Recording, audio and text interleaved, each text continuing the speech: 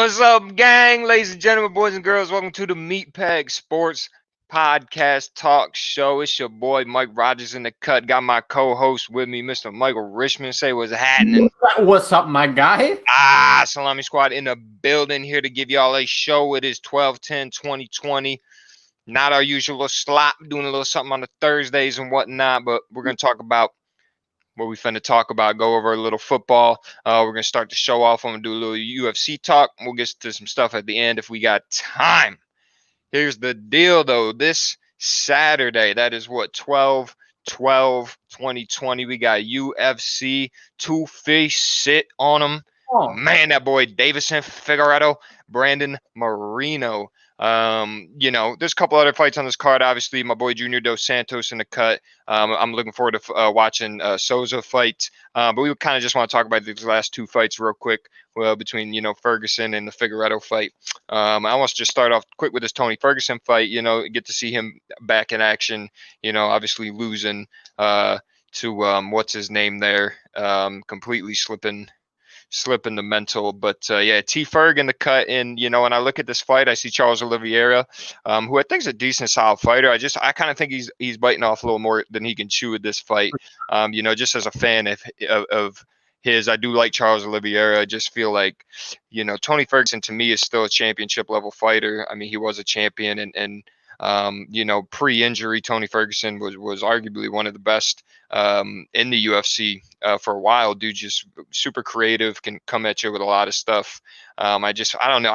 I don't feel like Charles Oliveira. He skipped a lot to take this fight with Tony Ferguson, and I just feel like it's going to be a little too much for him.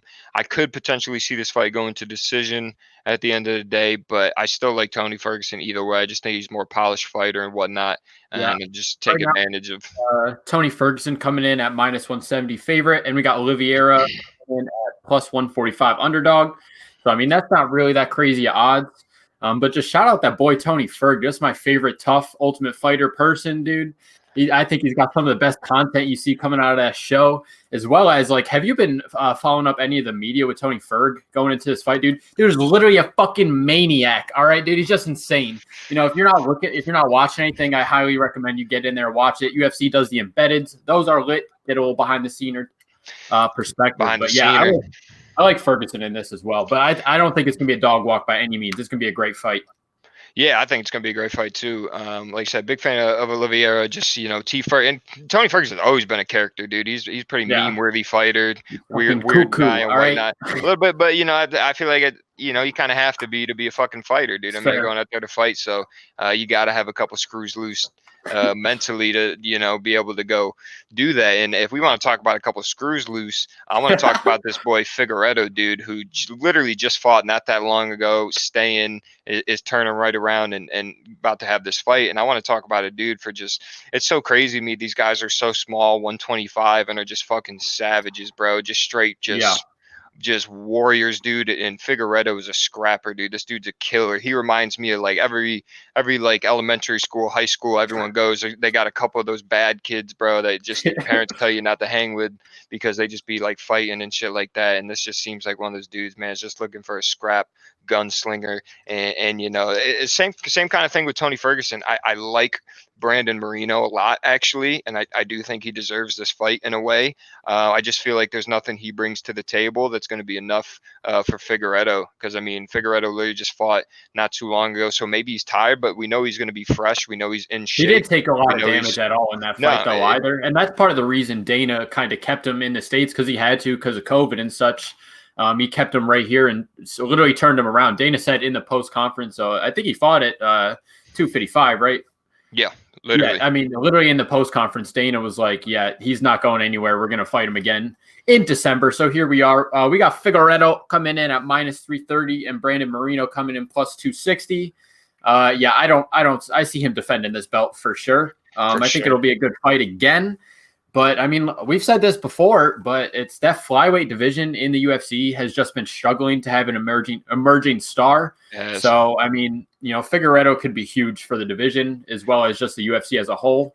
So I mean, we'll see what happens, dude. Either way, it's gonna be a scrap. Like you said, it's insane how tiny these dudes are and just have fucking 16 abs. Like, Yeah, I know, and like, cause I'm like 220 on them, bro, and to think that these guys weigh like 100 pounds less than me, and they're obviously a lot shorter than I am, but yeah, dude, just cut and just savages.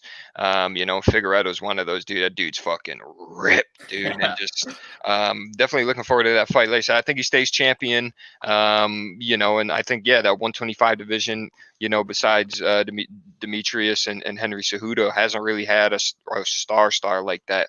I think like part of it too was like Demetrius Johnson just ran fucking train, and there really wasn't really good competition until towards the end of his career. So, that's the question. I'm not saying he's not a good champ. I'm just saying like in terms of star power, I think that's kind of the reason it wasn't really there. He wasn't really being challenged too often. So. Yeah, and that's part of the argument I've seen people make is like, well, is it because the competition was bad, or was it because DJ was just that good? True. And obviously Cejudo coming along and beating him. Cejudo is in a way kind of left the door open to possibly fighting Figueiredo. That could potentially be a fight of the year scenario. Because we know Figueiredo is ready to fight at all time. He's literally, dude, cut from that cloth, dude. So. I'm really looking forward to watching that card on Saturday. I'm looking forward to see my boy Junior Dos Santos in the cut, consistent heavyweight. I think he's gonna knock some brains out. He's pretty heavy underdog going into this. I just closed the odds on my phone, but definitely pretty far away from being favored. Yeah, shout out JDS though, dude, former champ. He's gonna get it done. So yeah, UFC 256 Saturday. Be prepared for that. We're just gonna go right into some football talk here. Got some Sunday action. Just go through dude, it is some juicy football this week, dude. Juicy, dude. Just like vapor juicy, dude. Hey, shout out more money investing. But yeah, we're gonna get right into this shit. It is week 14 in the NFL. It is crazy how fast it's going. I remember like it was yesterday. It was week 1, sitting here week 14. Man, we in those dog days of the football season. Game we actually have on tonight. It being Thursday, we actually got some Patriots Rams action. And the Rams just obviously won a game Sunday against the Cardinals. Patriots won that game, did they not? Am I smoking crack? Last week, Patriots Chargers fat blowout. Yeah. For that 45-0, just an absolute embarrassment to the Chargers. So the two teams are both coming off wins. I've been on the hype train with the Rams all kind of season. I'm just a big fan of the Rams, and as far as being a complete team as a whole, I think they're one of the best teams to offer that in the league. Obviously, they have a great defense. We can argue Jared Goff or not, but he is consistent. Good running back core, good wide receiver core. Their offensive line play is a little shaky at times, but I just really, really like their roster from a complete top to bottom standpoint. And obviously the Patriots don't really have that this year. But we did see last week, just due to just elite coaching and seeing what getting stuff done just enough how that leads to wins, if that makes sense. You know what I mean? Because obviously it was 45, so they ran up a check on the Chargers, but dude hit him with that fucking people's elbow, dude, bang. But I don't know. I like the Rams going into this, the -5. I do like that for the Rams. The over for the 43.5. Like I said, dude, when you just go low 40s like that, dude, I'm never comfortable betting the under. It just something about it just doesn't sit right. But at the same time, I don't know if the Patriots can run up 20 on the Rams. And you said exactly right. Like literally run up. The Patriots have kind of been not really having a good passing game. I mean, we're all still kind of waiting to see a really good game out of Cam in New England. Shout out Demir Bird is $800 on DraftKings right now. So if anybody in here plays DFS, hit up the boy. $800 WR2. You really can't beat that. But the line here, we got -5 Rams. And, that's really not crazy to say. Like this Patriots offense has kind of been struggling all year. But along with that, this fucking Rams defense is insane. We got the boy Aaron Donald. Jalen Ramsey, great covering, especially with that strong secondary going up against kind of an inexperienced receiving core. Oh, I'm sorry. Yeah, receiving core from the Patriots. So, I mean, there'll be some good matchups there. The under over 43.5. I really do like the over on that. 43.5 just seems super low to me. But, I mean, we'll see how this pops out tonight, Thursday Night Football. Shout out, Thursday Night Football is streamed live on Twitch every week. Just found that out today. I was like, what the hell? So that's hype. You literally watch some free football on Twitch every Thursday. Apparently that's been going on all season. So that's cool. What's the channel? I have no idea. I got to do some. I just saw a little thing about it. But a question for you here. FanDuel player props. We got Cam Newton under over 180.5 passing yards. I don't like it. I don't like that at all. You're saying under? The Rams defense, the secondary, they're going to put the pressure on them. That's another team with the Patriots. Their line play hasn't really been that good this year either. I think so. They're going to get the pressure to the quarterback. I think the Rams defense is good enough to shut down the run to make Cam Newton throw the ball. But then I think the Rams secondary is good enough to shut that down. So, I mean, that's crazy because 180 something seems crazy low. But he really hasn't been hitting that. You look at his 2020 log, it's been rough. So I agree with you. I'm taking the under there. Yeah, I would take the under on the 43.5 there. And plus, you got Bill Belichick knows this team, obviously beating them in the Super Bowl a couple years back. So we'll see what happens. That game's on in a couple hours. Definitely going to be watching that. Definitely got the Rams, though. So shout out the Rams. Potential Super Bowl appearance out of the Rams. Not ready to make that case yet, but we'll see. Yeah, what not goes ready, on. but I mean, definitely, we'll see what happens in the playoffs. There's a whole new league in the playoffs. So whole new league in the playoffs. I think they have a chance to make some noise. But another team I think's got a chance to make some noise in the AFC is we're going to talk about some Titans Jaguars action. I think this is a game the Titans should be able to just walk into and slap them boys around. I want to look at this point total for a minute, the 52. I think the Titans can cover enough of that. I just don't know I actually don't know. I think I do kind of like that. Let me tell you a little bit of something here. So 5 of the last Jags games obviously have lost, but they've all been a 1-score game. So they've been right there in contention. We've been talking about the boy Mike Neck Glennon, dude. Dude's been out here just kind of like doing the damn thing. So I mean, the 52.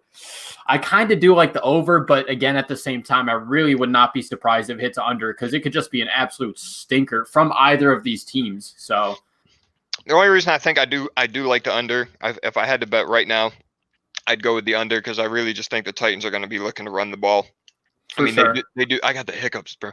They do every week, but I think they can actually work a lot against the Jaguars. They just don't really have the defense like that. But like you said, the Jaguars have been able to keep it close in the past 5 weeks, and the Titans defense is very, very shaky at times, especially in their front seven. They don't really have much of a pass rush at all. So if Mike Glennon can go out and do some Mike Glennon things, yeah, he can make it a close game. I actually don't hate the Jags covering the points here. Jags plus 7.5. I like that. I don't think that's that crazy either. I don't think that's crazy either. So I mean, yeah, that is what it is. But just kind of looking forward for the Jags. They still have a vacant GM position, and if I'm going to be honest right now, that is a juicy, enticing position. You talked about that with your Jets a little bit, but same thing. So Jags got a healthy salary cap. Listen to this: they have 11 picks in this draft coming up, most likely with the top 3 to 5 with how they're playing. And their roster right now is honestly quite talented, even though their record really doesn't prove it. So, they got pieces. See what happens there. But, 11 draft picks, bro. If I was a GM, I'm like, yeah, dude, let's figure that out. Yeah, and I think that them and the Jets, that is 1 and 2 because, I think you're correct on all that. It is going to be enticing, because obviously you're going to be looking to get one of those quarterbacks in the drafts. You have a bunch of other picks to go and surround that quarterback with whatever they need, like you said. But the only reason I say the Jets, though, is just a little bit more is just because of that New York market. That's obviously big.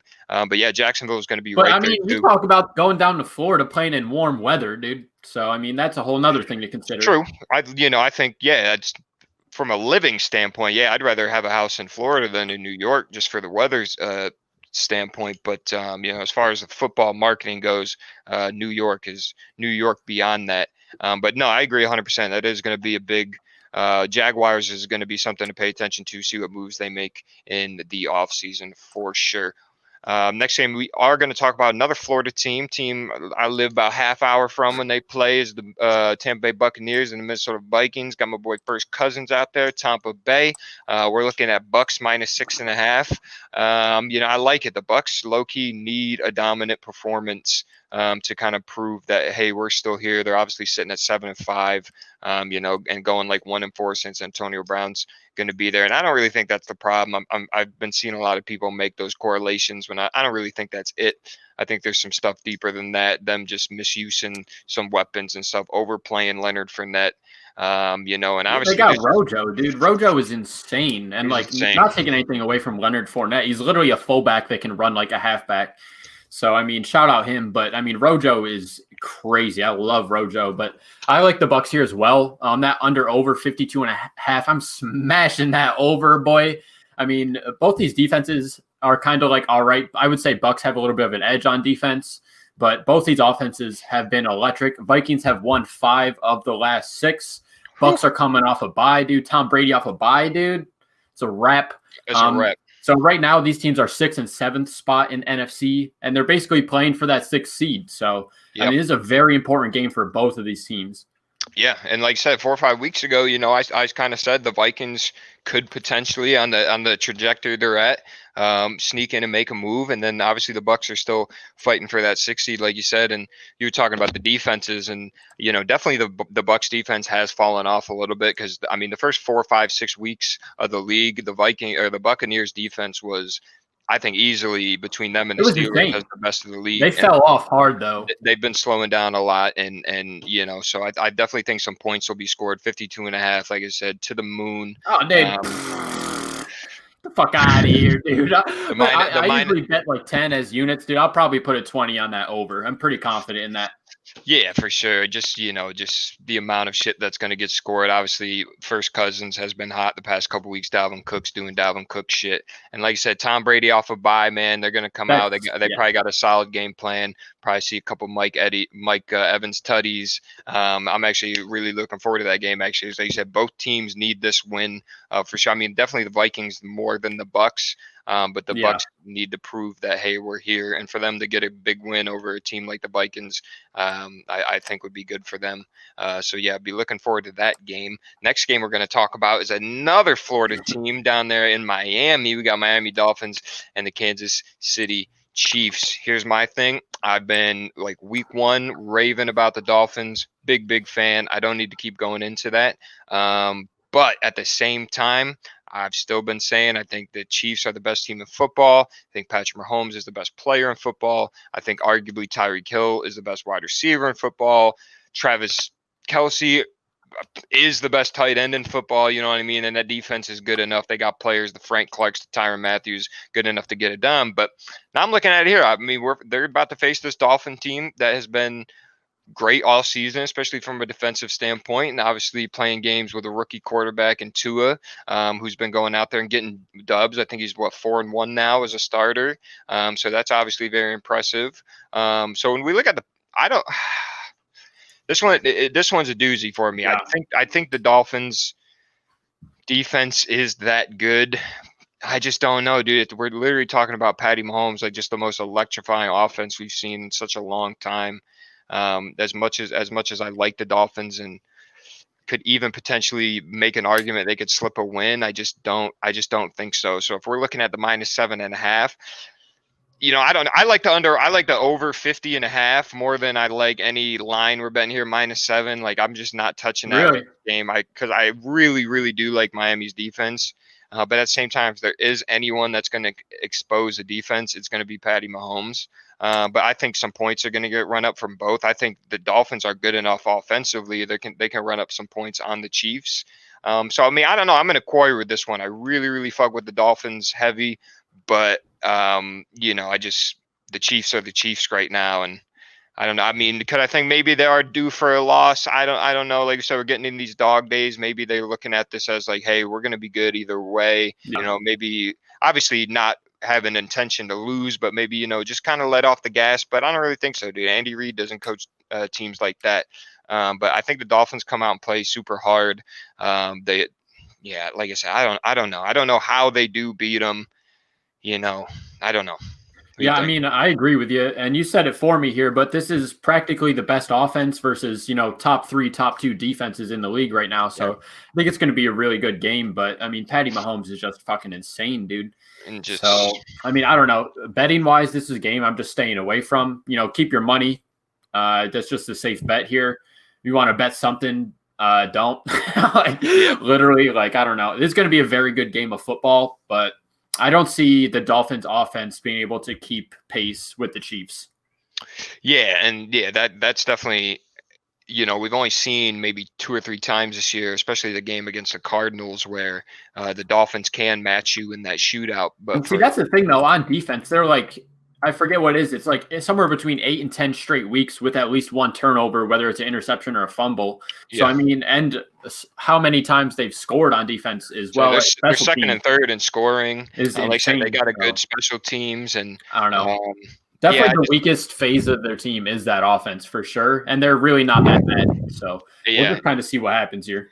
Yeah, so like I said, then this is, I'm just trying to make some form of argument for the Dolphins because I just think the Chiefs do run away with this, but definitely still like the Dolphins. If they do lose this game, like I said, anyone that's losing to the Chiefs out here, I said the same thing a week or 2 ago when we were talking about the Chiefs and the Bucks. I'm not really taking too much away from that team.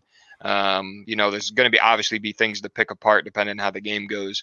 But just the Chiefs are just on some other shit. Like there's shit people are on, and the Chiefs are on that other shit. You know what I'm saying? So that's just what's going on right down there in Kansas City. So definitely gonna be looking forward to that, though. I actually really, really want to watch that game. But game I could give 2 fucks about, bro, is the Denver Broncos and the Carolina Panthers. I just low-key don't give a fuck at all. Panthers -3.5, smash it, under over. I actually like the over just because I like the Panthers offense to be able to get it done. And like I said, been repeating it 14 weeks now. I don't fuck with Drew Lock. I got nothing against the man personally, just not a fan of him at the quarterback position. Melvin Gordon actually last week had himself a really big game. Yeah, he did, which was good to see. And if he can keep up with that, I think, if you can open up that offense with Melvin Gordon, Phillip Lindsay, who I think is potentially be a great 1-2 combo. Broncos got receivers to go over the top and hurt you in the passing game. Obviously, Jerry Jeudy's, they got the Suttons, couple other guys, couple good tight ends. No offense, good tight end. I just think the Panthers do enough to edge them out here. And like I said, it's anything with the Broncos for me at this point is on the shoulders of Drew Lock. I just, I don't know where the Broncos look going forward. I told you I made a crazy prediction fucking probably 4 or 5 weeks ago, 6 weeks ago about I think the Broncos and Chicago are potential landing spots for that boy Dak Prescott, which is a hot take we can get into at some point. Wow. But I just don't think Drew Lock's the guy. I think if the Broncos had a better option at quarterback tomorrow, they'd take it. I think John Elway would pull the trigger. I just, like I said, it's only his second year, so maybe and the team isn't really that good, so maybe I just hate exactly the argument. They're really not built up that well around him. So I mean, take that how you will, but I mean, story here, CMC, dude, he's expected to play as of today on Thursday. Obviously, we'll see how today and tomorrow practice go, but expected to play. Just a little story with him. His dad, Ed McCaffrey, was a wide receiver for the Broncos, won 2 Super Bowls with him, had a career-ending injury on his foot. But it just sucks to see CMC injured because he's going down that same path of his dad almost. Last year, he was the first player to have 1,000 rushing yards and 1,000 receiving in the same season. That's never happened before he did that. I told you before the season even started, I told you in Twigg that McCaffrey was not going to last this season. I'm telling you, dude, when you are the bell cow back that and the offense is really in your hand, especially at the running back position, dude, you are just going to take some damage. And it's obviously sucks he's hurt. We don't want to see that for anybody, but it's the whole offense is just being run through you, and it's just kind of he had that high ankle, came back for a couple weeks, and then got a quad and shoulder injury. So, I mean, I just hope he's healthy. I would just want to see the man healthy. But just to go along with that little side story, this is the first time in his career he's ever played the Broncos. So, mixed with him coming off an injury, that dude's going to be hungry. So, I want to see him get out there and do it. But, I agree with you, dude. Like, fuck the Broncos. Like, But sorry to the fans, bro. I'm just like totally not interested in this game. I'm about ready to skip over this next fucking game, dude. We're talking the Texans versus the Bears. I low key, it's just like I don't want to keep saying the same thing every week, dude. There's just two mediocre football teams that just I don't know. Like I said, Chicago's in that position. I just think if Chicago had any better of a quarterback than Foles or Mitch Trubisky, I think that's a legit ass team. I literally think they're just being held back at the quarterback position. And obviously we did say Trubisky looked fairly good last week. And I think if there is a team he has the potential to beat, it is the Texans, because they just don't offer much on defense. Well, listen to this here. So don't forget, during their draft class, the Bears drafted Trubisky over Watson. Yep. So, I mean, both these quarterbacks have something to prove for their respective team here. But you're right. Both these teams are essentially just fighting to get those contract bonuses at this point. It's kind of a throwaway game. But I'm super high on Deshaun Watson. So I think he's going to come out here and get some points. I mean, this being a 45.5 under over, I think they smash that. I don't know if smash is the right word, but I think they break it. And, Texans are favored by 1 point here. I don't hate that either, but I mean, both these teams are pretty fucking good at losing football games. Yeah. Oh, no, for sure. I actually do not like the over on that. Like you said, I think the Texans are going to run up some points. Deshaun Watson is just, he's on some next level shit. I just don't think the Bears cover those points, cover the rest of the points, unless the Texans run up 30, 35. I just don't see the Bears being able to split that with them to go for the over. That's not crazy. All in all, though, I mean, Texas -1, I'm not mad at that at all. But like I said, at the end of the day, I just don't really care about this game at all. I'm obviously going to watch it. It's going to be on Red Zone, so I'll see who scores and whatnot. But, like I said, just two teams fighting for anything but the playoffs and stuff right now. So, Deshaun Watson potentially could go out and have himself a ball game. That being said, we're going to talk about the next game we got. That is the Arizona Cardinals, New York Football Giants. Cardinals sitting here at -2.5. I think that is big mistake, huge. I like the Giants here for sure. I like the defense. Like I said, I think the Cardinals are low-key just kind of crumbling, which I don't know, because 4 or 5 weeks ago, I think we were all ready to pack it in that the Cardinals were legit. And I'm not saying they aren't. I think my thing is we just need to take a step back and realize, listen, this is only year 2 with Kyler Murray, year 2 with the head coach. They do have some really, really good pieces around them. They have good positional players like Budda Baker, Pat Pete, obviously he's Pat Pete, Chandler Jones, obviously, and obviously D Hop at the wide receiver. And they got some other good players. I've never liked them as a complete team, as a whole 53-man roster. I've never just been a fan. I think up front, they got good players that go on their poster, go on their promotional stuff. I just think top to bottom, I'm just not the biggest fan. And I think we're just slowly seeing, definitely would not say a drop off. I think he's going to be good for a while, but Kyler Murray, just that offense kind of starting to slow down a little bit. And on the opposite side of that, I make the complete opposite argument for the Giants. I just like the Giants top to bottom, like I said. And because of right now, I mean, they got Colt McCoy at quarterback. They don't really have that star power Danny right Jones now. They came out today, said he's optimistic to start. Again, it's only Thursday right now. They're waiting to see how practice goes today, tomorrow. But we might see Danny Jones come back in this game. Danny Dimes in the cut, bro. Get a little white lightning back in the action. But like I said, the Giants they don't really have that star power right now. They've obviously been missing Saquon the whole year, but we're just seeing them just play really hard football, really good football, complete football. Obviously, they're sitting at a 5-7 record. So that's first place in the NFC East, though, right here. Like I said, and so I get any arguments that can get made about them sitting at the 5-7. I just think if everything had went well for the Giants this year, that'd be a completely different story. At least maybe 7-5. I just think they're playing hot right now. They look good. I like the defense. I like the defense enough to be able to shut down Kyler Murray and figure that scheme out. I want to see some D Hop versus Bradbury action. Like I'm excited to see that's kind of the argument I'm going to make here. I mean, looking at this under over at 45, like I think that's dumb low. I think both these teams are going to put up some points. But I love the Giants against the spread. I know it's only 2.5 points here, but I mean, they've been killing it ATS. So, I really like that. But with the Cardinals having a bad couple of weeks in a row here, Giants do have a very good defense. Like, they have great players, but 7 of them are rookies. So I think that is going to open up some possibility for some points here coming from the Cardinals. So I don't know. I really like the over here. I think there's going to be a high scoring game. And like you said, I mean, Saquon's not in there, but Wayne Gallman has just been doing the damn thing. Picking up some slack for real, looking good. I mean, I don't know. It's going to be a good game. I'm excited to watch this one. You like Giants plus 2.5? I'm staying away from the spread and or money line on this, but I really like the over. Yeah, definitely. I like the over, I think, for sure. But I actually, I was kind of low on these. Like, I mean, I don't know. That just seems wrong to me. I don't know. Yeah, well, I mean, I guess I can see it from the standpoint of Giants offensively. I don't think are as good as what the Cardinals bring. I just don't know. I like the defense. I like them being able to shut them down. Like you said, even though they have a bunch of rookies in, I just think that they got a good coaching staff. They've been able to do something with them, and Kyler Murray if Kyler Murray is that dude, should go out and be able to take advantage of that. I just don't know. Waiting on that comeback game for sure. I mean, like we said, it's been a couple of stinkers in a row here, so. I mean, I don't know. I just really want to see it. Like, that Cardinals offense is electric. They just have not been playing like it. So that's Cardinals football is fun football to watch for sure. And like I said, Kyler Murray, I think is a very, very good quarterback. I don't know. I'm falling off the wagon with him. Like I said, there's 10, 15 quarterbacks in the league I think I like better than Kyler Murray if I wanted to build a franchise around. But I don't know. So we're just going to move off that.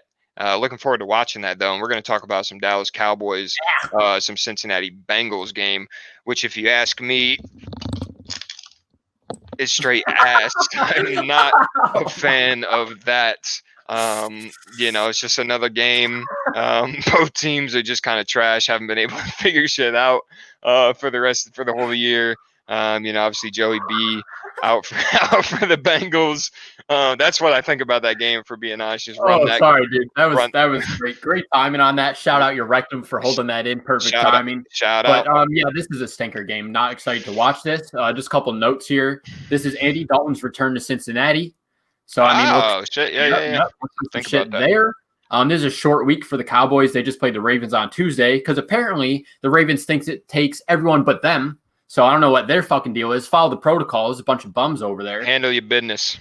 Don't appreciate that. But, I mean, both these teams have a solid receiving core. It's just going to come down to if their quarterback can get the receivers the ball. So, I mean, we'll see what happens. Like I said, this is a red zone game for me. Not huge on it. Cowboys at -3.5. I mean, they're probably going to cover that. Again, 42.5 is a low fucking under. But both these offenses are kind of stinky. So, I don't know. We've been saying it every week, but we're just waiting for Zeke to pop off. It's going to happen eventually, maybe. So I don't know how I feel about this. I'm probably not going to bet any money on this game. Just going to kind of stick to that red zone. This is that last game in that 1 o'clock slot. But that red zone 1 o'clock slate on Sunday is pretty fucking wet, dog. Yeah. No, I'm hyping. Like I said, I do think the Cowboys win this game. I think they can win by the 3.5. I think they win this game by a touchdown easily. So I do like it from that standpoint. Under over on the points, though. Yeah, I'm staying away with that because I just don't know what the fuck is going to happen. Not a fan. And it just kind of is what it is. But move on to that 4 o'clock window. We got some games here. Actually got some decent games on the menu. First game we got is some Colts Raiders. Colts coming in at -3, and I'm not gonna lie, I think that's dead on. I like them here. I like the matchup. I like that defense against Derek Carr. Like I said, they have a good rush defense. I think he's going to be able to shut down Josh Jacobs a little bit. So Josh Jacobs right now is still listed as questionable. But they got Devontae Booker and Jalen Richard, who honestly have not been playing that hot. I mean, Booker's been trending upwards, but I mean, the key for the Raiders this whole season has been trying to establish that run game to set up Derek Carr, and they've really been struggling to do that. So, I mean, like you said, this Colts defense, I feel like this is one of the things we say every week. That Colts defense is fucking on it. So, I mean, -3 Colts, that's easy. That's easy money. Yeah. Like I said, I just think they match up well, especially I think the Colts have enough defense or enough stuff going on defense to be able to shut down Waller, be able to shut down Ruggs. And like you said, if Josh Jacobs doesn't play, I just think that's a wrap city if they're not able to open up that pass huge game. If he does. Really huge. Honestly. Yeah, we might have a different conversation if Josh Jacobs is in, but I don't think the Raiders defense brings anything to the table that's going to stop Phillip Rivers in that running game. Player on that defense, brother. Literally. Jonathan Abrams. Yeah, there you go. Cleveland Farrell. That's more. I don't know. The point I'm trying to make is I don't really think they're all that hot. Nah. So I mean, under over 51. That again, I don't know. These Colts on offense are a little spotty. Well, see, I like the under over on the 51 because, like I said, the Raiders have not been winning games by shutting teams out. Because they've. So you're saying over. I'm saying over on the 51. I like that. Colts -3. I also like that. I just like the Colts all in all in this game. I'm staying away from that under over for sure. Get that deal right there. Talk about another game, dude. I just don't want to. Is New York Jets, my team. Shout out Seattle Seahawks. Seattle's at -13.5. That's should be higher, bro. That's respectful. I mean, I don't know. What do you guys want me to say at this point? I just don't know. What the fuck do you think is going to happen here? I mean, Seahawks just lost to the Giants. You think they're going to come out and lose to the Jets at home? Nah. So, I mean, it just is what it is. I'm not going to bet. I never bet on the spread when it's that high just because you never know what happens. And the Jets the past couple of weeks have been scoring points. So, I mean, if you're one to take the points, that plus 13.5 might be a little enticing. But the under over, again, that's kind of right in the middle. Seattle's probably going to put up 30 some, but the Jets are either going to put up 0 or 28. It's just a fucking toss up. So they walk a fine line between only scoring 3 or getting into 20s. It's just I don't know. I could see the points. Like I said, Seattle's about to run up a check, and if Seattle's defense has a Seattle defense day, maybe Sam Darnold can get a couple tugs or something like that. I mean, cover that up. Don't hate Sam Darnold. He's doing all right. I really want to see him do well, but it's just not going to happen where he's at. Yeah, definitely not going to happen in New York. I'm right there with you too. He's my quarterback right now. But I think a lot of us Jets fans have just kind of moved past the idea. I don't think any Jets fan right now doesn't not like Sam Darnold. I think we do like Sam Darnold. I like him. I think he's been a good face of the franchise as much as he can been since he's been there. It's just a bad culture. It's just been 3 years of just a mess, and I just think it has to be over. His confidence has to be shot. Been consistently hearing talks all year of what they're going to do in the offseason of Trevor Lawrence's whatnot. So I just think the dude just needs a fresh start somewhere else. I definitely think teams are going to be there to take that chance on him for sure. Like I said, I do want to see Sam Darnold play well. Like I said, I'd take obviously Trevor Lawrence right now over him, just from a skill standpoint. But and he did look good last week. Sam Darnold looked good. That was a good thing to have. From an organizational point, if they know they're getting rid of him, playing him and having him do well just increases his value. So, I mean, that's possible. Positive from the Jets here, but let's just not forget 2020 Jets are the worst team we'll probably ever see. Literally. You're tripping, I think. Maybe. Because we got the 0-16 Lions 2007, and then we got the Browns a couple years ago. And then that defensive call last week sold me, bro. That was the dumbest shit I've ever witnessed in a pro football game. What do you want to do? Win a game? Ain't finna do it. It ain't gonna happen. Nope, not this year. Can't risk it. But yeah, I don't know. Seattle's cakewalk, I think. But another game we got here on that schedule is Washington and 49ers. We just saw 49ers play. What was it? Tuesday or Monday? But Monday night game there with the Buffaloes. Yeah. Coming around here Sunday and 49ers -3. Sheesh. Yeah, I don't know. I like Washington defense and I've been saying as much of a fan as I am of Nicky Mullins. It's just kind of a toss-up every week of what he's going to do. He does come out and have some really good games, and then he's going to come out and have some backup quarterback-like games. I think the Washington defense is good enough to maybe do something about it, but, I also think the 49ers run game could run up a check on that 49er or that Washington front seven. Washington's pass defense or pass rush has obviously been super, super good this year. Chase Young is a freak, but they have struggled a little bit on the rush defense side of things. And 49ers, that's obviously their bread and butter. The 49ers, I don't know. I'm not looking at the under over because I just really don't know. The 49ers -3.5.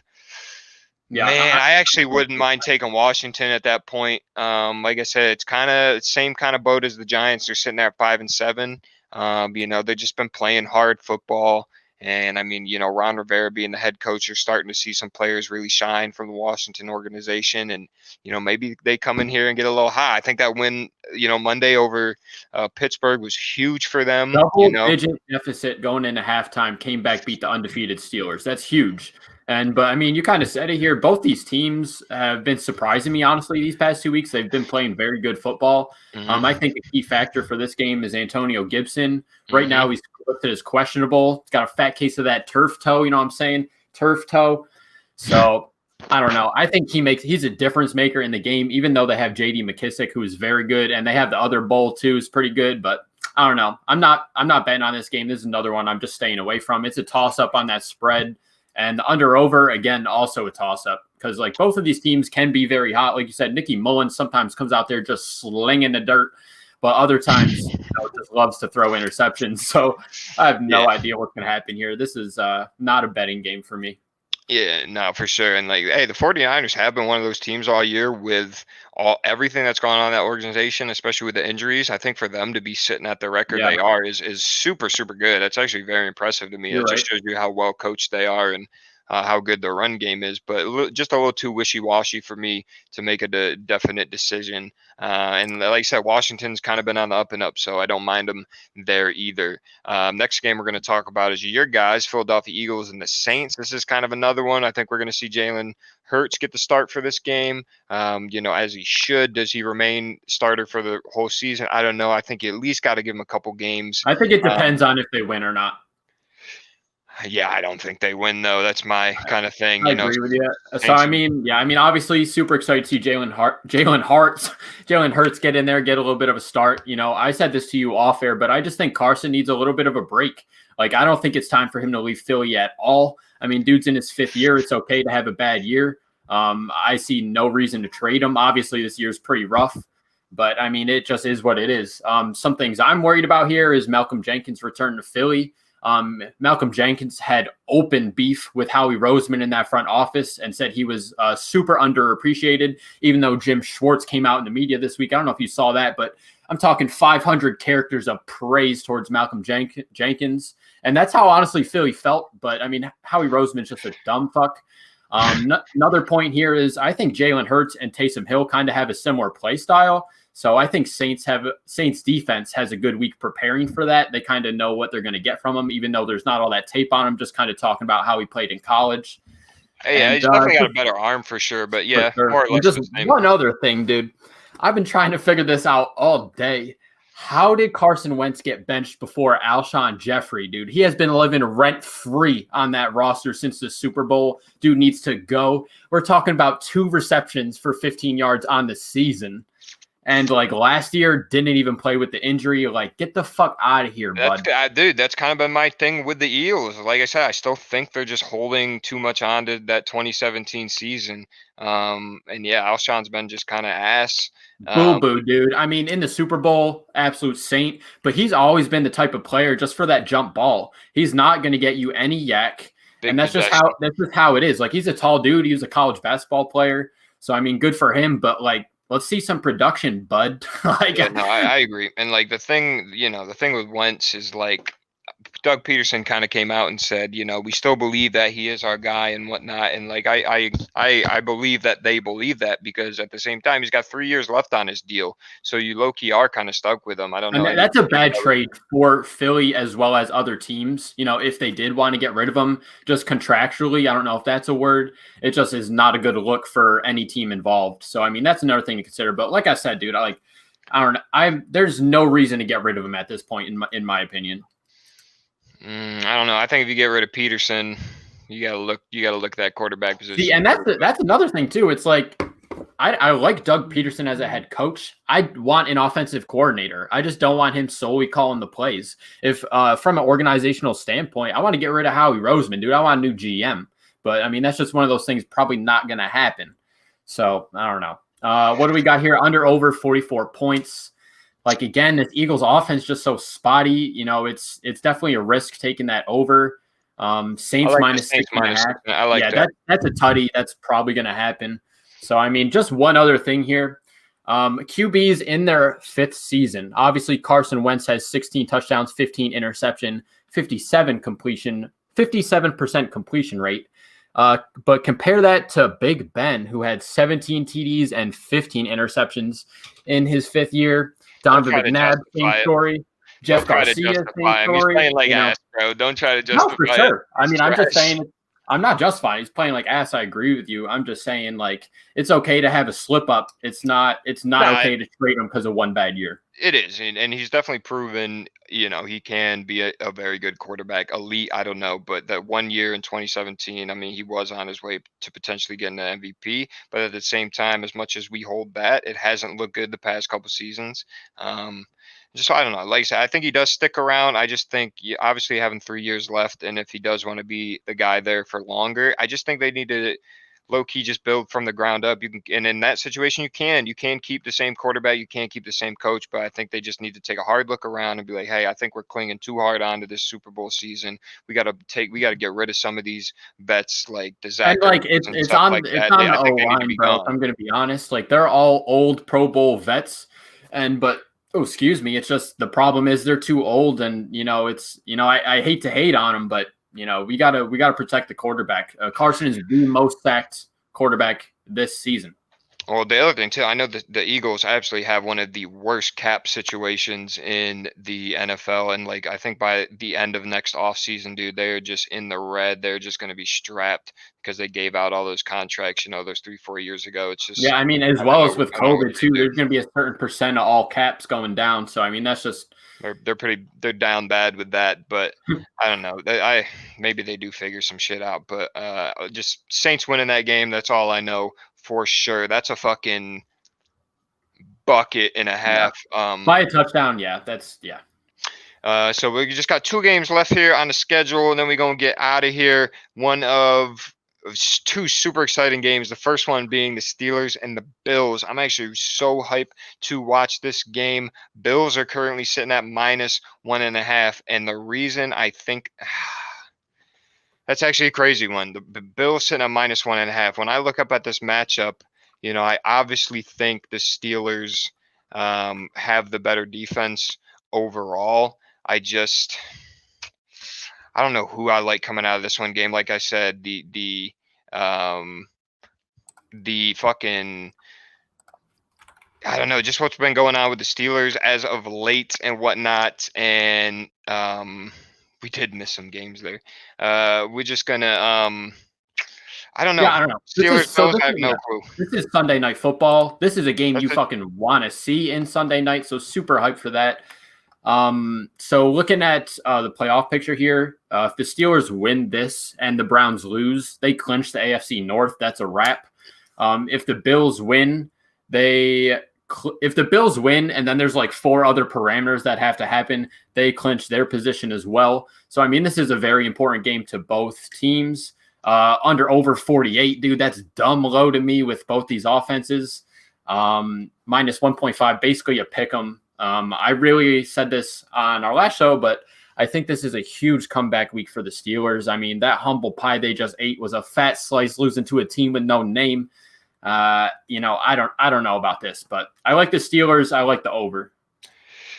Yeah, and I definitely like the over. And the more I'm sitting here just staring at that Steelers Bills, I don't know. I think these two just, obviously Steelers are the Steelers and the Bills are having a great year. So, I don't know. I actually don't mind taking the Bills here. I just think the Steelers, the boys are probably just tired, dude. Like I said, they had a lot of injuries last week, and I think the Bills play enough hard and gritty football to be able to match kind of what the Steelers tried to do to possibly be able to sneak out with the win on there. And so, I mean, they're already the favorite. So, I'm not taking the biggest leap, but actually, I'm going to go with the Bills on this game. I'm going to take that one. I just think the Steelers, obviously the game versus Washington and this week, I just kind of think they have a little stumble. I still think they're going to be all right, still in that Super Bowl contention. I just think they need a couple week reset, to kind of just cope with some crazy shit that's been going on with them as a team.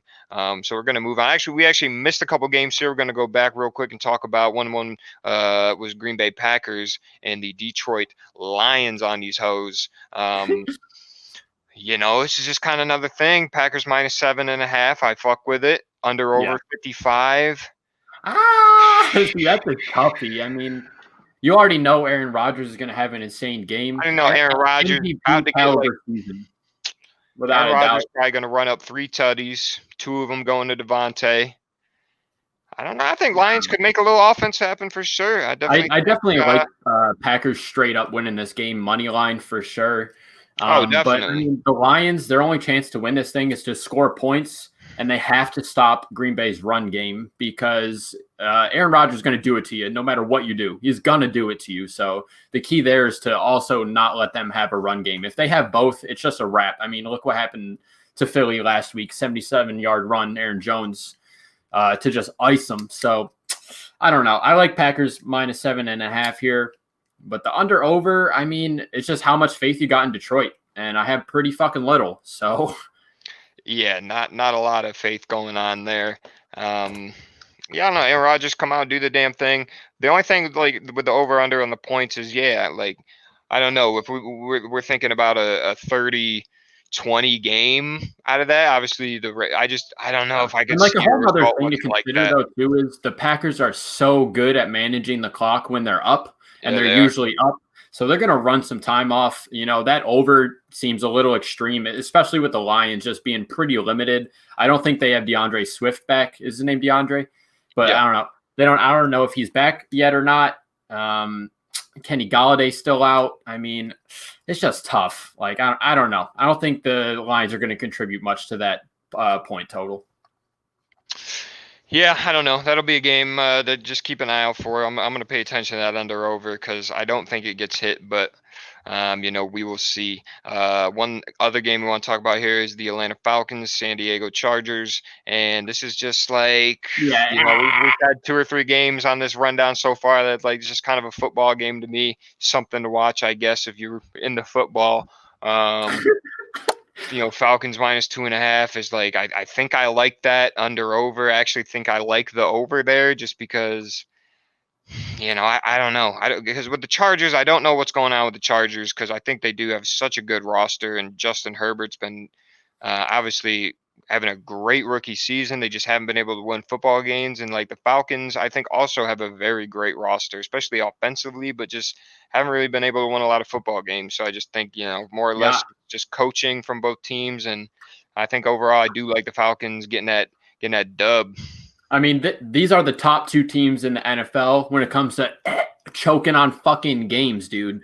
I mean, the Falcons and the Chargers both are just so good at losing football games. So I don't know.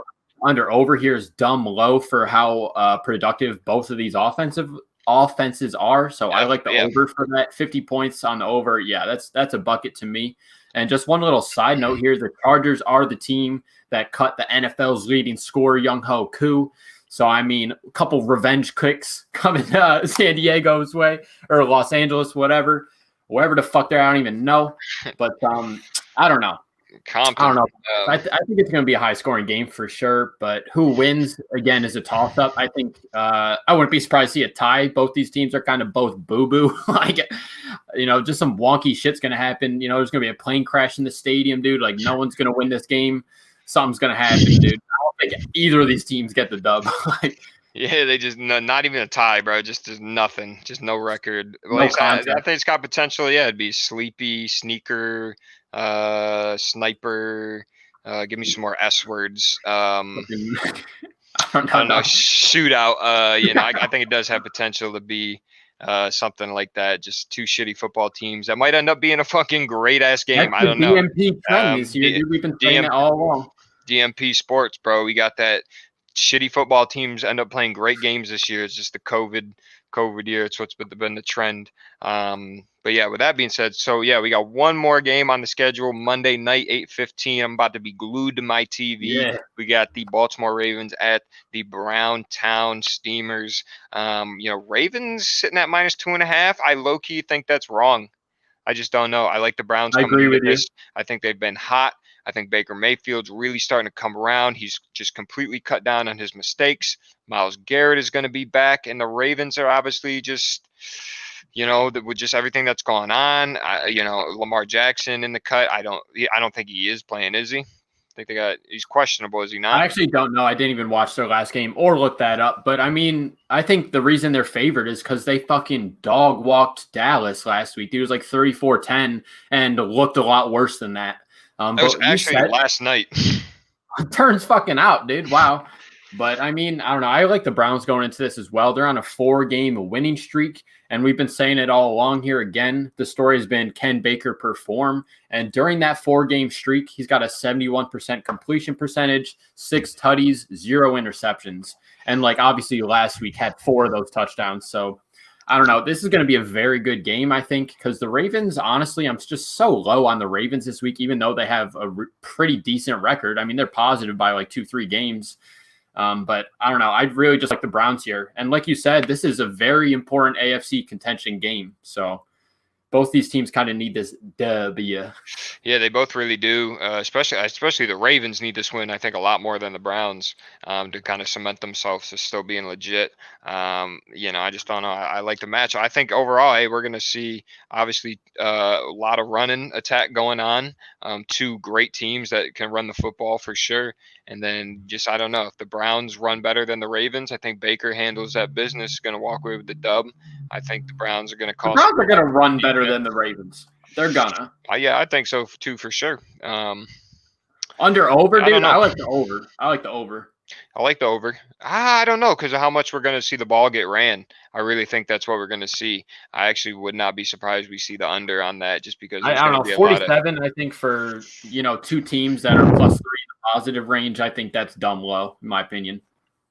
Yeah, I don't know. Personally, I would take the under. I would take the Browns plus the 2.5. I don't like that at all. For the Ravens -2.5, not a fan. I like the Browns winning this game for sharts. So, I don't know. I'm actually so hyped to watch that game. That's going to be a huge game for the AFC North division. I don't know. I think it's a good little clean slate football we got coming up this Sunday, Week 14. What else we got on? You got any little nuggets for some football?